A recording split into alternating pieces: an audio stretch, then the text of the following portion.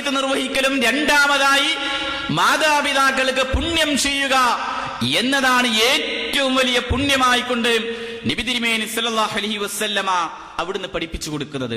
അതുകൊണ്ട് വിശ്വാസികളുടെ ജീവിതത്തിലെ ഇതിന്റെയൊക്കെ പ്രാധാന്യം, പ്രത്യേകത എന്ന് പറഞ്ഞു കഴിഞ്ഞാൽ, നോക്കൂ നിങ്ങൾ, പൂർവ്വസൂരികളിൽപ്പെട്ട മഹാനായ ഹയാത്ത് ബിൻ ശുറൈഹ്, അദ്ദേഹം ജനങ്ങൾക്ക് ക്ലാസ് എടുക്കുന്ന വലിയ ആലിമാണ്, വലിയ പണ്ഡിതനാണ്. ക്ലാസ് എടുക്കാൻ വേണ്ടി അദ്ദേഹം ഇങ്ങനെ ഇരിക്കുന്ന സന്ദർഭത്തിൽ ധാരാളക്കണക്കിന് ശിഷ്യന്മാരുണ്ട്. ഉമ്മ വന്നുകൊണ്ട് പറയാണ്, മോനെ, ചെറിയ ചെറിയ ചരിത്ര സംഭവങ്ങളാണ്. ഉമ്മ വന്നുകൊണ്ട് പറയുകയാണ്, മോനെ, കോഴികൾക്ക് തീറ്റയിട്ട് കൊടുത്തുവാ. ഒരു ചെറിയൊരു കാര്യമാണ് ഉമ്മ പറയുന്നത്. ഞാൻ പിന്നെ വരാം എന്നല്ല, അദ്ദേഹം വേഗം എഴുന്നേറ്റ് പോയി ആ കാര്യം ചെയ്തു കൊടുത്തു. അൽ ബിർറുൽ വസ്സില എന്ന ഗ്രന്ഥത്തിൽ ഇബ്നു ജൗസി റഹിമഹുല്ലാഹ് നിവേദനം ചെയ്യുന്ന സംഭവമാണ്. അദ്ദേഹം ഉടനെ ഉമ്മയുടെ താല്പര്യമേതോ അതിനേക്കാൾ തന്റെ മുന്നിലിരിക്കുന്ന ശിഷ്യന്മാരല്ല, ഉമ്മയുടെ ആഗ്രഹമാണ് എന്ന് മനസ്സിലാക്കിയ പൂർവ്വസൂരികളിൽപ്പെട്ട പണ്ഡിതന്മാരുടെ സംഭവമാണ്. ഇത് ചെയ്യാത്ത ആളുകളോ ആരാധനയും നിസ്കാരവും ഒക്കെ ഉണ്ടാകും, കൃത്യമായി എല്ലാ നന്മകളും ചെയ്യുന്നു. പക്ഷെ ഉമ്മയുടെയും ഉപ്പയുടെയും അത് പിന്നെ പരിഗണിക്കാം. നമുക്കറിയാമല്ലോ ജുറൈജി എന്ന സാത്വികനായ നിഷ്കളങ്കനായ വലിയ ജ്ഞാനിയായ പണ്ഡിതന്റെ സംഭവം. ആ ജുറൈജ് ഇങ്ങനെ ഏത് സമയത്തും നമസ്കാരത്തിലാണ്, എപ്പോ നോക്കിയാലും സുജൂദിലാണ്, എപ്പോ നോക്കിയാലും റുകൂഇലാണ്, എപ്പോ നോക്കിയാലും ഇഅ്തിദാദിലാണ്, എപ്പോഴും നമസ്കാരവുമായി കഴിച്ചുകൂട്ടുന്ന ആ മഹാമനുഷ്യന്റെ അരികിലേക്ക് അദ്ദേഹത്തെ ഒരു നോക്ക് കാണാൻ വേണ്ടി ഉമ്മ വരികയാ. ഉമ്മ വന്നുകൊണ്ട്, മോനെ ജുറൈജെ എന്ന് വിളിക്കുമ്പോ നമസ്കാരത്തിലായതുകൊണ്ട് ശ്രദ്ധ ഉമ്മയിലേക്ക് കേന്ദ്രീകരിച്ചില്ല. നമസ്കാരം തുടർന്നു. ഉമ്മ നിരാശയായി മടങ്ങിപ്പോയി. രണ്ടാമത് പിന്നെയും വന്നു. കുറച്ച് ദിവസം കഴിഞ്ഞപ്പോ, മോനെ ജുറൈജെ, നിന്നെ കാണാൻ വേണ്ടിയാണ് ഈ പർണശാലയിലേക്ക്, ഈ കുന്നിന്റെ മുകളിലേക്ക് ഞാൻ ഇത്ര പാടുപെട്ട് വന്നത്, ഒന്ന് പരിഗണിക്കടാ, നിന്റെ ഉമ്മയാ. അദ്ദേഹം പരിഗണിച്ചില്ല, കാരണം നമസ്കാരത്തിലാണ്. തിരിച്ചുപോയി. മൂന്നാമത് മറ്റൊരു സാഹചര്യത്തിൽ വീണ്ടും ഉമ്മ കാണാൻ വന്നു. അപ്പോഴും മകൻ ആരാധനയിലാണ്, റബ്ബിനുള്ള സുജൂദിലും റുകൂയിലും ഒക്കെയായി കഴിച്ചു കൂട്ടുമ്പോ ഉമ്മയെ അങ്ങ് ഗൗനിച്ചില്ല. ഉമ്മക്ക് വിഷമമായി. ഉമ്മ പറഞ്ഞു, 3 പ്രാവശ്യം നിന്നെ കാണാൻ വന്നിട്ട് എന്നെ പരിഗണിക്കാതെ നിന്നെ റബ്ബ് ഏതെങ്കിലും തരത്തിൽ, അദ്ദേഹം ഉമ്മ ഉപയോഗിച്ച പദം, ഒരു വേശ്യയുടെ മുഖം കാണിക്കാതെ ഇവർ നീ മരിപ്പിക്കല്ലേ, ഒന്ന് വഷളാക്കണമെന്ന രീതിയിലുള്ള ഒരു ചെറിയ പ്രയോഗം. കാലങ്ങൾ ഇങ്ങനെ കഴിഞ്ഞു. ആളുകൾ, നാട്ടുപ്രമാണിമാര് പലതരത്തിലും അദ്ദേഹത്തെക്കുറിച്ച്, ഒരു ജുറൈജി എന്ന് പറയുന്ന ഒരാൾ ഒരു പർണശാല കെട്ടി താമസിക്കുന്നുണ്ട്, അയാൾ വലിയ ഉന്നതിയിലാണ്, അയാൾ ഇങ്ങനെ പോയി കഴിഞ്ഞാൽ നാട്ടിലുള്ള നാട്ടുപ്രമാണിമാരായ നമുക്കൊരു സ്ഥാനവും ഉണ്ടാവില്ല, അവനെ ഒന്ന് മോശക്കാരനാക്കണമെന്ന് പറഞ്ഞ് അവർ ആ നാട്ടിലുള്ള ഒരു മോശപ്പെട്ട സ്ത്രീയെ സമീപിച്ചു.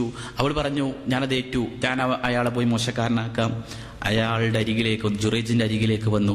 തന്റെ ശരീരത്തിന്റെ പല ഭാഗങ്ങളും പ്രദർശിപ്പിച്ച് അദ്ദേഹത്തെ പലതരത്തിലും വശീകരിക്കാൻ ശ്രമിച്ചപ്പോഴും അദ്ദേഹം അതിൽ വീണില്ല. നിരാശയായി അവൾ താഴേക്ക് ഇറങ്ങി അവിടെയുള്ള ഒരു ആട്ടിടയന്റെ അരികിലേക്ക് ചെന്ന് തന്റെ ശരീരം അദ്ദേഹത്തിന് സമർപ്പിക്കുകയും അവൾ ഗർഭിണിയാവുകയും കാലങ്ങൾ കഴിഞ്ഞ് നാട്ടിലോട് മുഴുവനും പറഞ്ഞു പരത്തി, എന്റെ ഗർഭത്തിന്റെ ഉടമ ജുറൈജാണ്. ആ കുഞ്ഞുമായി നാട്ടുകാർ മുഴുവനും വലിയ സന്തോഷത്തോടെ ജുറൈജിന്റെ പർണശാലയിലേക്ക് എത്തുകയും എടാ ജുറൈജ് എന്ന് പറഞ്ഞ് മോശമായി വിളിക്കുകയും ആ പർണശാല തല്ലി തകർക്കുകയും നിന്റെ കുഞ്ഞിതാ എന്ന് പറയുമ്പോ അദ്ദേഹം പറഞ്ഞു, ഇതെന്റെ മോനല്ല, ഞാൻ ആത്മാർത്ഥമായി റബ്ബിന് ആരാധനയിൽ കഴിഞ്ഞുകൂടുന്ന മനുഷ്യനാണ്, ഇങ്ങനെയുള്ള ചിന്താഗതിയിലേക്ക് പോയിട്ടില്ല.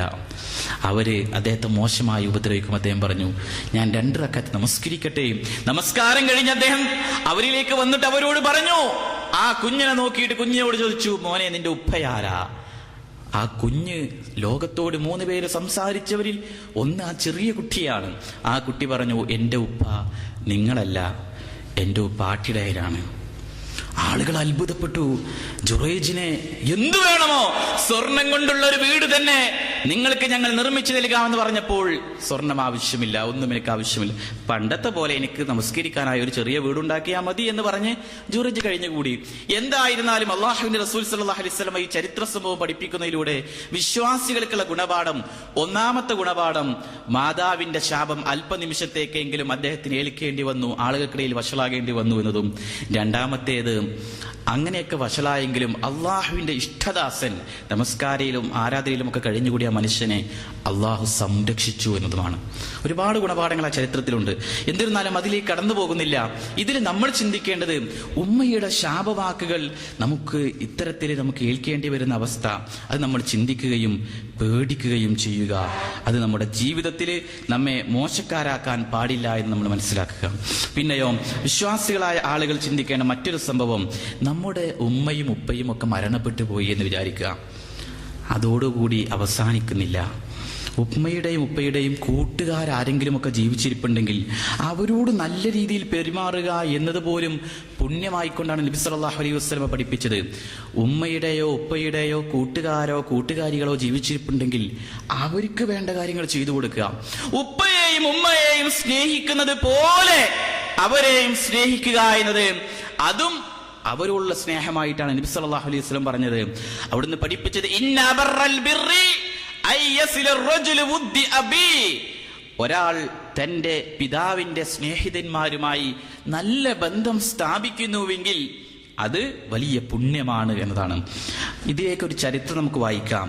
നോക്കൂ നിങ്ങൾ, അബ്ദുല്ലാഹിബ്നു ദീനാറിൻ അബ്ദുല്ലാഹിബ്നു ഉമർ റളിയല്ലാഹു അൻഹു അദ്ദേഹത്തിൽ നിന്ന് നിവേദനം ചെയ്യുന്ന ഒരു സംഭവം, അന്ന റജുല മിനൽ അഅറാബ് ലഖയഹു ബിത്വരീഖത്തിൻ മക്ക. മഹാനായ